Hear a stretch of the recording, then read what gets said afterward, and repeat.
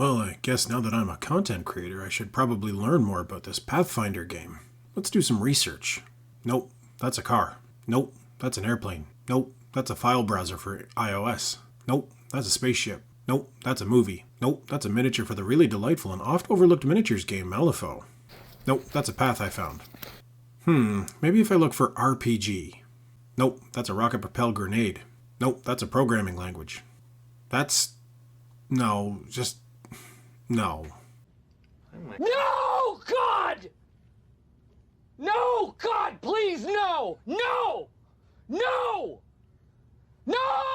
Okay, maybe I need to search for them together. Oh, there we go. Oh, wow. There's a lot. Hey, okay, so the library. This one's going to be a bit tricky because there was a lot that was going on here, and also the party went back and forth a lot.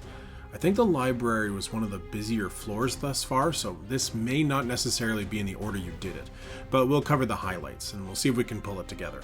I'm admittedly going to go pretty fast here because I want to keep these videos short and entertaining and not long and boring, and that's a risk with this floor because it was so busy. Alright, here we go. Firstly, you came down this set of stairs. To the west there was this foggy little area, and to the east was a main hall of the library. This entire floor was populated by flesh-eating ghouls who looked like they were set upon this singular common task, which was keeping the library clean and operational. The main floor was filled with books, and Olivia enjoyed perusing some of their tomes looking for clues, which she would find. I'll cover that in a minute.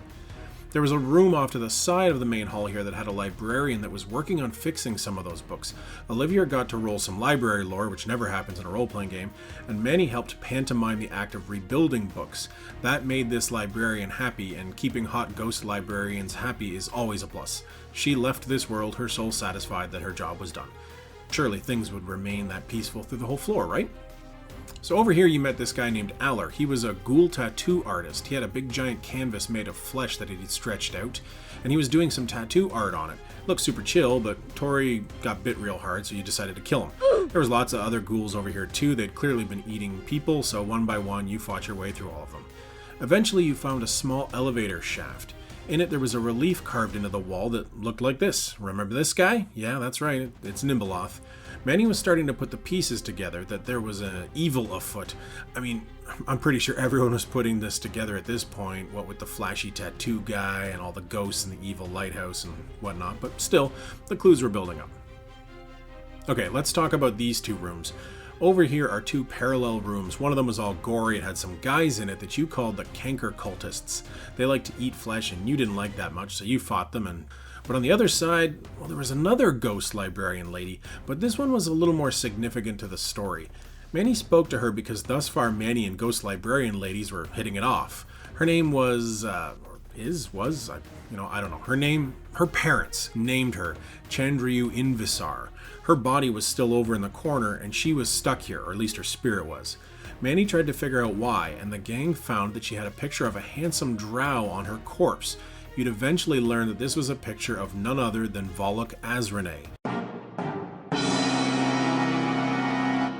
And it seemed like Chandriyu was in love with him, but Volok, as mentioned in an earlier video from this long-running series of highly informative nerd culture, was in love with someone named Belcorra Harovex. It's like the plot of this really stupid movie called Threesome that my buddy rented once because I think he thought it was going to be a very different movie from what it ended up being, but anyway, that's another story.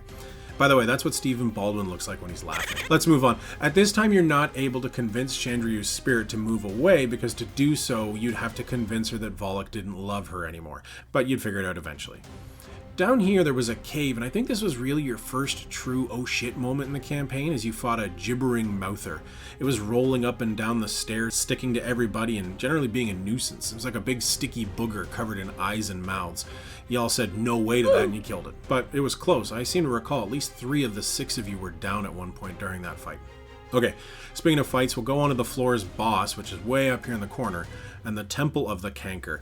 Up here there was a ghoul leader named Nakazaran. I don't even know who names these people. Like, why can't there just be a cult leader named Jeff? Anyway, you talked to her for a bit, but not much, and then you murdered her. Behind her there was a golem of flesh that wasn't quite complete. I'm pretty sure I remembered that you left the flesh golem alone, but defeating Nakazaran meant that the cult had no leader, which was great. You basically cut the head off the serpent. On the other side of the dungeon, you went through this little area here and found a little reading room. There was a lurker in light here. Now, ordinarily, I don't think that a single monster would warrant mention in these videos, but this one was relevant because I think it cast blindness on someone, and as I recall, it was permanent, and I think I had to take my headphones off because I was getting yelled at a lot because of that. There was this book around this area that contained a lot of notes about the gauntlet and how it worked. This was important. It's probably the crux of why I'm doing these videos now, to be honest with you. The books were written by Belcorra, who, like all villains, had journaled her evils. The books explained her history, how she was born into a rich family, exiled to poverty because her family happened to be demon worshippers, and while living destitute on the streets, she vowed revenge against the rich. She hates Absalom City, is really the crux of it. She's actually starting to sound like the good guy, maybe, but anyway, the journal documented how she built the Abomination vaults. It does talk about flesh-warping laboratories, arenas where she pitted enemies against monstrous champions for her amusement, prisons, torture chambers, links to the Darklands, and a great temple where once the empty Death herself brushed against this fragile world. At the time of recording this video, you've absolutely found laboratories, arenas, prisons, and torture chambers, but links to the Darklands and a great temple? Haven't seen that yet.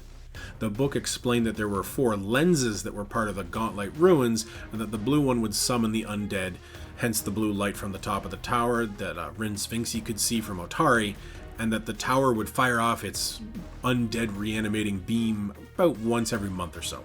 Yikes. There was another book in there called The Whispering Reeds, which talked about 77 encounters people had had with the empty death known as Nimbaloth.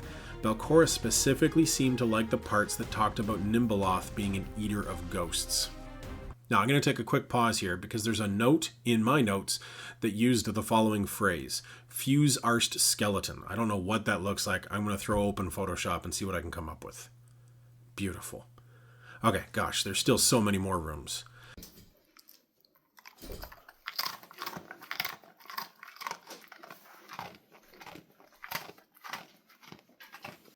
Alright, let's talk about Korlok the demon. He was imprisoned up here, and he had mentioned to you that he was imprisoned by a contract. Specifically, he mentioned a contract demon that could be trusted because that demon was bound by the law of his written word.